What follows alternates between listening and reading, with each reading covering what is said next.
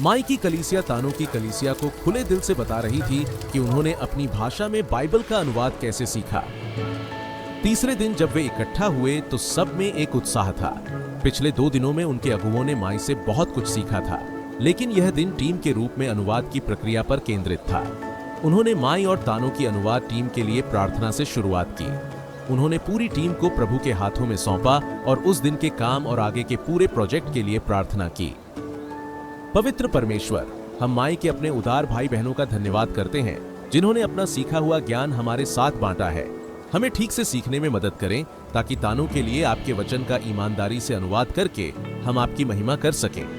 लूका के सुसमाचार से किए गए अपने पहले अनुवाद को और बेहतर बनाने की उत्सुकता में तानो के अगुओं ने सुझाव दिया कि वे उसी पद से शुरू करें।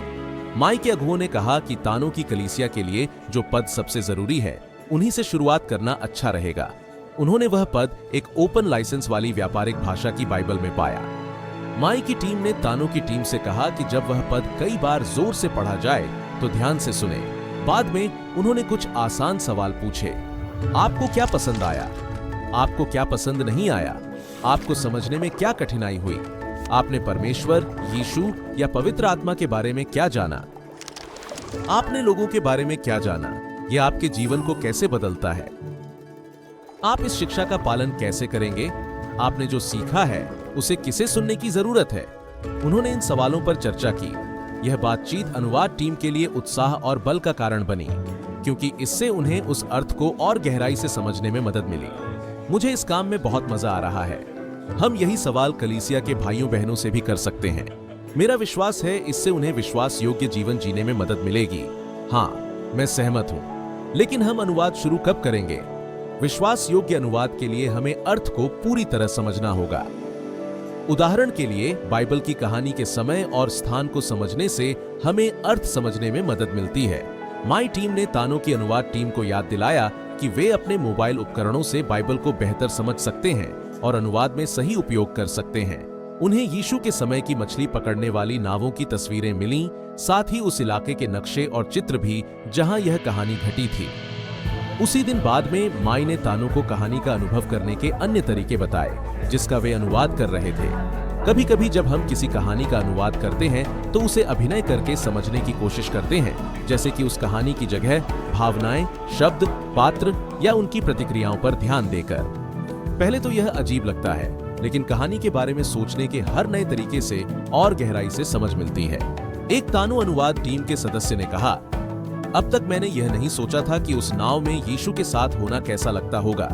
इससे उत्साहित होकर माई लोगों ने उस दोपहर एक नई बातचीत की शुरुआत की। उन्होंने कहानी के असली शब्दों और वाक्यांशों पर चर्चा शुरू की। आपके पड़ोसी इस वाक्यांश को कैसे कहेंगे? आप शिक्षक के लिए कौन से शब्द का उपयोग करते हैं? नाव, तूफान या खतरा? इस कहानी के लिए कौन सा शब्द सबसे अच्छा है? हम कैसे बताएंगे कि हवा और लहरें आज्ञा मानती हैं? क्या यीशु के लिए स्वामी शब्द सही रहेगा? इन सवालों के साथ संघर्ष करते हुए माई ने उन्हें दिखाया कि वे संसाधनों तक कैसे पहुंच सकते हैं जो उन्हें अनुवाद का सबसे अच्छा तरीका तय करने में मदद करेंगे। चर्चा कभी कभी रोचक थी और कभी कभी कठिन, लेकिन टीम ध्यान से उस पद पर काम करती रही और अपनी गहरी समझ के आधार पर एक नया अनुवाद तैयार करती गई। जब मतभेद हुए तो उन्होंने रुककर प्रार्थना की, संसाधनों को देखा, सवाल पूछे और फिर उस विषय पर मिलकर चर्चा की। कई बार उन्हें कठिन शब्द या वाक्यांश मिले और तब माई ने उन्हें याद दिलाया कि वे मदद के लिए संसाधनों का इस्तेमाल करें ताकि सही अनुवाद कर सकें। उन्हें पता चला कि जब वे कहानी को अच्छे से समझते हैं और अलग अलग नजरिए से सोचते हैं तो वे उसे अपनी भाषा में बेहतर और सही तरीके से बता पाते हैं। दिन के अंत तक उन्होंने लूका के सुसमाचार की कहानी का नया अनुवाद तैयार कर लिया, जिससे उन्हें बहुत खुशी हुई क्योंकि सबने माना कि यह अनुवाद विश्वास पूर्वक तानो भाषा में अर्थ बता रहा था जिसे सभी तानो के लोग समझ सकते थे। कलीसिया के अगुओं ने भी माना कि इसमें कहानी के लिए सही शब्द और वाक्यांश थे और यह सुनने में एक अच्छी तानो भाषा की तरह लग रहा था। दिन के अंत में जब उन्होंने एक बार फिर कहानी को सुना तो उनकी आंखों में आंसू थे, क्योंकि उन्होंने महसूस किया कि प्रभु उनकी प्रार्थना का उत्तर दे रहे थे। यह उनकी भाषा में परमेश्वर का वचन था। उन्होंने प्रभु का धन्यवाद किया और अगले दिन दूसरों के साथ इस अनुवाद को बांटने की योजना बनाई।